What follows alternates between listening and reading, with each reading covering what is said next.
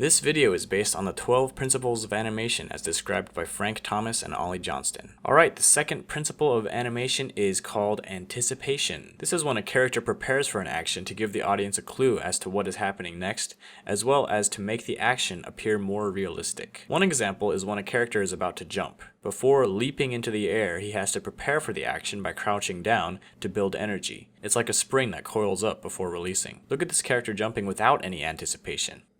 It looks very unrealistic because the energy to jump comes out of nowhere. Here's another example, a punch. To add power to the punch and communicate to the viewers that he is about to punch, he reaches his arm back and then punches. By contrast, having no anticipation results in a very weak punch.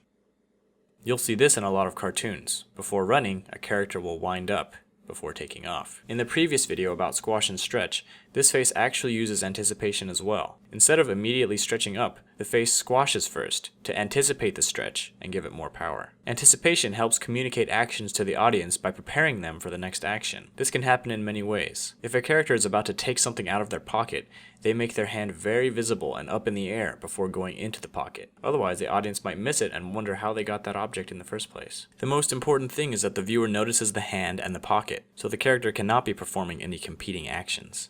Let's say that something is about to happen on the right. A character may prepare for that action by pointing their eyes and head to look in that direction, leading the viewers to also look there. It's important to make it as easy as possible for the audience to understand what's going on without having to watch it twice. But this can also be used to trick the audience too, if you lead their eyes in one direction and then surprise them by having something happen on the other side of the screen. Taking anticipation a step further, you can actually have multiple levels of anticipation. Let's go back to our punch animation, where the character winds up before punching. This animation has one level of anticipation. Now look at this one.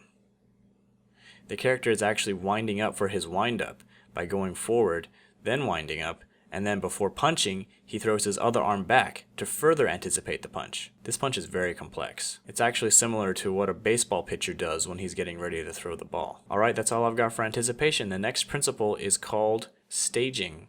So thanks for watching, and I'll see you guys in the next video.